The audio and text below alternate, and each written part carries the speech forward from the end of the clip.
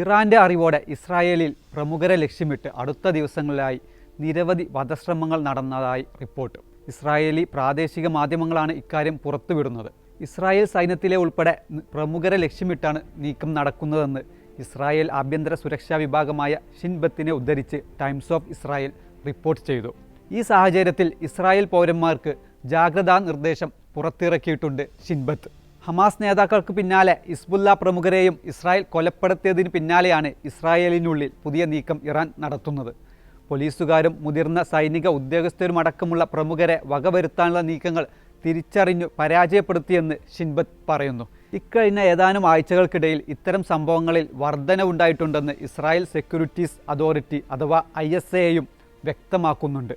Israel സൈനികരെ വധിക്കാൻ Israel പൗരന്മാരെ തന്നെ റിക്രൂട്ട് ചെയ്യുന്നതായും വിവരം ലഭിച്ചതായി അതോറിറ്റി പറയുന്നു.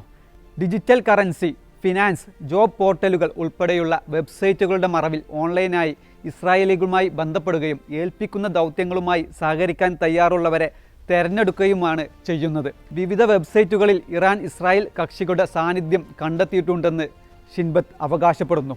സന്നദ്ധത അറിയിക്കുന്ന ഇസ്രായേലികൾക്ക് ഇറാൻ ഏജന്റുമാർ വൻ തുകയാണ് പ്രതിഫലം വാഗ്ദാനം ചെയ്യുന്നതെന്ന് ഷിൻബത്ത് പറയുന്നു. ഇസ്രായേലിലെ വിവിധ കേന്ദ്രങ്ങളിൽ കറൻസികളും ഫോണുകളും കുഴിച്ചിടുക, പോസ്റ്ററുകൾ വിതരണം ചെയ്യൽ, ഏൽപ്പിക്കുന്ന സന്ദേശം ആളൊഴിഞ്ഞ ചുവരുകളിൽ എഴുതിവെക്കുക തുടങ്ങിയവയാണ് ആദ്യഘട്ടം.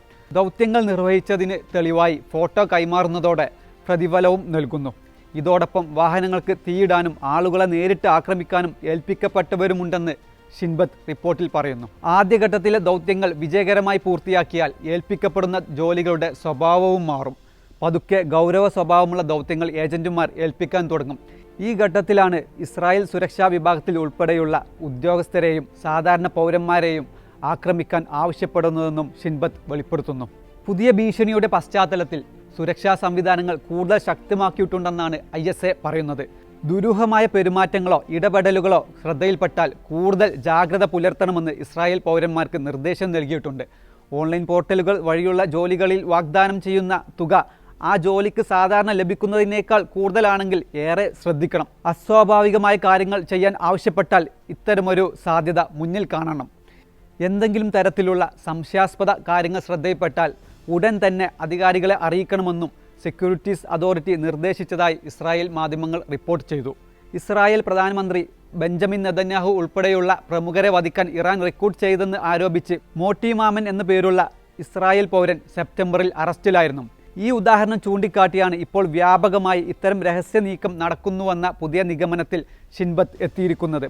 മോട്ടിയെ വെച്ച് നെതന്യാഹുവിന് പുറമെ പ്രതിരോധ മന്ത്രി യോവ് ഗാലന്റ്, ഷിൻബത്ത് തലവൻ റോനാൻ ബാർ എന്നിവരെയും വധിക്കാൻ പദ്ധതിയുണ്ടെന്നാണ് ഇസ്രായേൽ ആരോപണം. 73കാരനായ മോട്ടി മാമൻ ദക്ഷിണ ഇസ്രായേൽ നഗരമായ അഷ്കലോൺ സ്വദേശിയാണ്. ദീർഘകാലമായി തുർക്കിയിൽ ബിസിനസ്സുമായി ജീവിച്ചയാളാണ് ഇദ്ദേഹം. ഇവിടെ നിന്നാണ് തുർക്കി ഇറാൻ പൗരന്മാരുമായി പരിചയത്തിലാകുന്നത്. കഴിഞ്ഞ ഏപ്രിലിലാണ് 2 തുർക്കി പൗരന്മാർ വഴി ഇറാനിൽ ജീവിക്കുന്ന എഡ്ഡി എന്ന പേരുള്ള വലിയൊരു വ്യവസായിയെ ഇയാൾ ബിസിനസ് കാര്യങ്ങൾ ചർച്ച ചെയ്യാനെന്ന പേരിൽ പരിചയപ്പെടുന്നത്. തുടർന്ന് തുർക്കിയിലെ വിവിധ നഗരങ്ങളിലേക്കും ഇറാനിലേക്കും ഇയാൾ യാത്ര നടത്തി. ഇറാനിൽ എഡ്ഡിയുടെ വീട്ടിലെത്തി കൂടിക്കാഴ്ച നടത്തുകയും ചെയ്തു. ഈ കൂടിക്കാഴ്ചയിലാണ് ഇസ്രായേലിൽ വിവിധ ദൗത്യങ്ങൾ ഏൽപ്പിക്കുന്നതെന്നാണ് ഷിൻബത്ത് വാദിക്കുന്നത്. ചില പ്രത്യേക സ്ഥലങ്ങളിൽ കൈത്തോക്കുകൾ വെക്കുക, ആളുകൾ കൂടി നിൽക്കുന്ന സ്ഥലങ്ങളുടെ ഫോട്ടോ എടുക്കുക, സമാനമായ ദൗത്യം ഏൽപ്പിക്കപ്പെട്ട ശേഷം കൃത്യമായി ഉത്തരവാദിത്വം നിർവഹിക്കാത്ത ഇസ്രായേലികളെ ഭീഷണിപ്പെടുത്തുക തുടങ്ങിയ ചുമതലകളായിരുന്നു മോട്ടി മാമനുണ്ടായിരുന്നത്. ഒരിക്കൽ കൂടി തുർക്കി അതിർത്തി വഴി ഇറാനിലെത്തിയ ഇയാൾ എഡ്ഡിയുടെ വീട്ടിൽ കണ്ടത് ഇറാൻ ഇൻ്റലിജൻസ് ഉദ്യോഗസ്ഥരെ ആയിരുന്നുവെന്നും ഇവരാണ് ഇസ്രായേൽ നേതാക്കളെ വധിക്കാനുള്ള ദൗത്യം ഏൽപ്പിക്കുന്നതെന്നും ഷിൻബത്ത് ആരോപിക്കുന്നു. എന്നാൽ ഈ റിപ്പോർട്ടിനെ പറ്റിയോ ഇസ്രായേലിനകത്ത് ഇത്തരം പ്രവർത്തനങ്ങൾ നടത്തുന്നതിനെ പറ്റിയോ ഇറാൻ പ്രതികരിച്ചിട്ടില്ല.